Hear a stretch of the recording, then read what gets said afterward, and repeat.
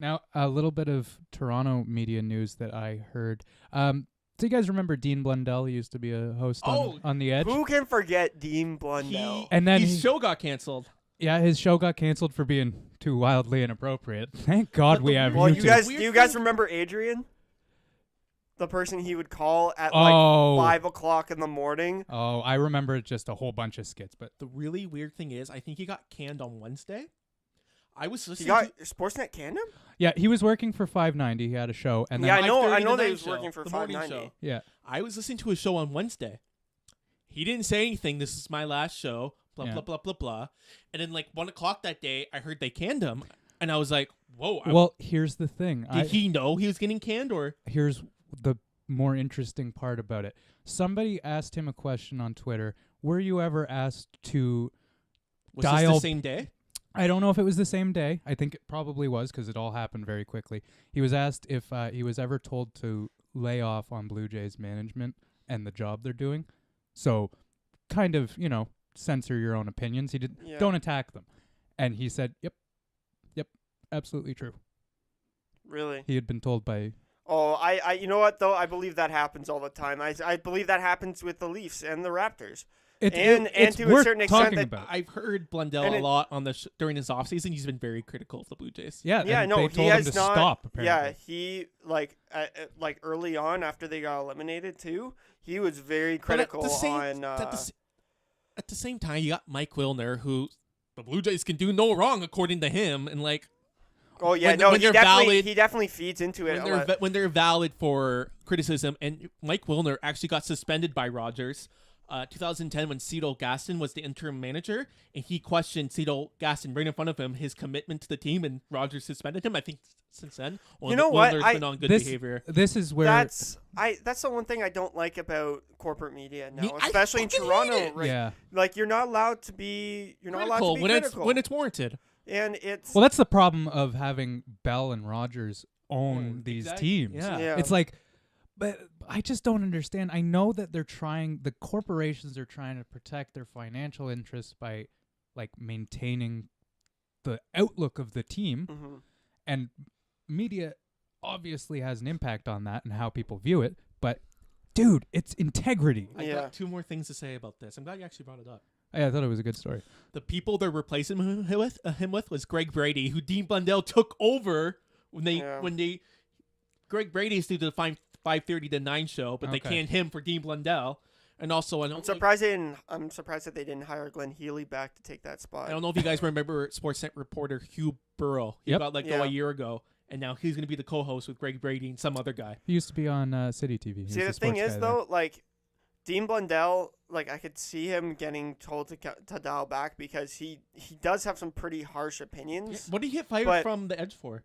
Oh, no, I think he made inappropriate homophobic jokes. Multiple.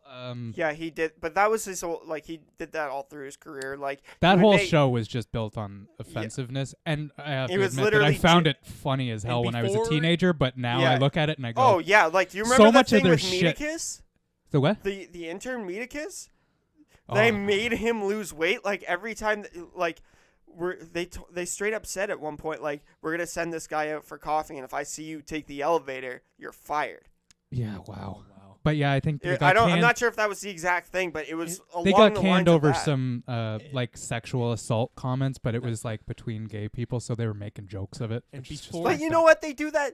Like, they had a show called What Happened, where people would call in with their most deprived things. Like, I don't know how we got over here, but talking about Dean Blundell.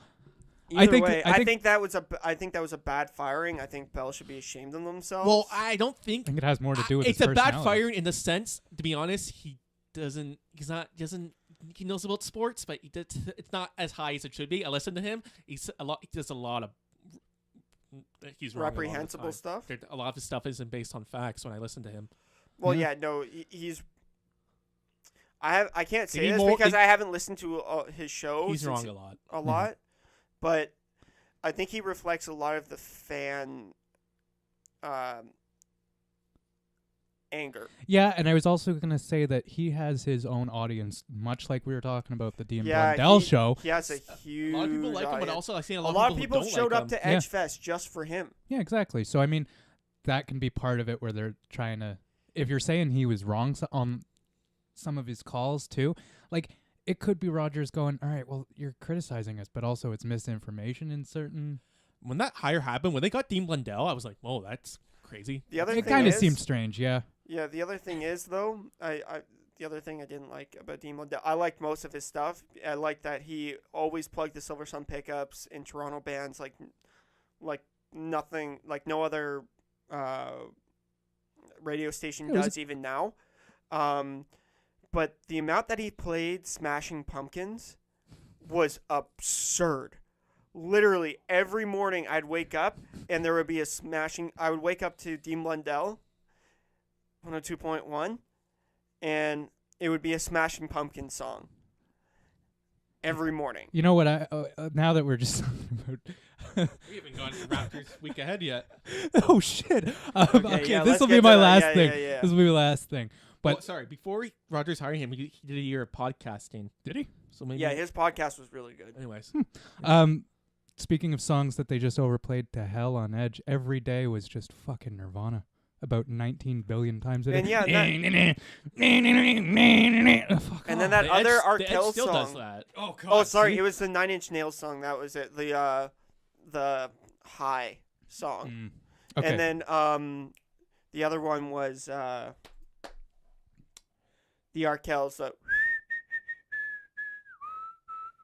That's not That's not Arkells. Arkells. That's not Arkells. That's not Arkells. Dude. That's Arcade that's Fire. Bjork. That's Bjorn. Bjorn. Bjorn. Bjorn? Or, no. And we I know don't what song- care Bjorn- about the young folks. Yeah, that's Yeah, not yeah. Arkells. That's Bjorn.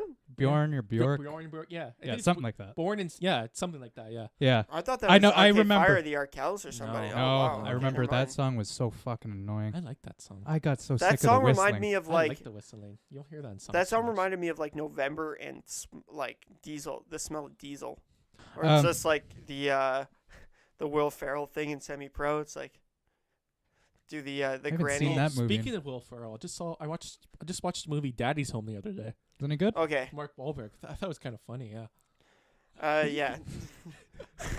Who's that black Another guy? non-sports related Titus. topic. Oh, I forget what his name is. He's in it. He's really funny. Who? The guy with he's on that show with Eric Andre. He's like the other guy in the Hannibal show. Buress. Yeah, Hannibal. He's Oh. in it. He's pretty funny. I like Hannibal that guy. Buress and Eric Andre are like the best talk show team I've ever seen in my entire One of my life. Eric, Other than Taggart Tim and and Eric. Torrance. one of my favorite Eric Andre skits was him on the subway and he was the bowl of cereal. It was so funny. Okay, we can't talk about Eric Andre right now, or I'm gonna go into a whole thing. Getting way What, farther off Or topic. when he got naked and Andy Samberg was dressed as Eric Andre, he was like, "No, I'm not doing that." I'm not there. I'm more famous than you. I'm not doing that. Oh Lord.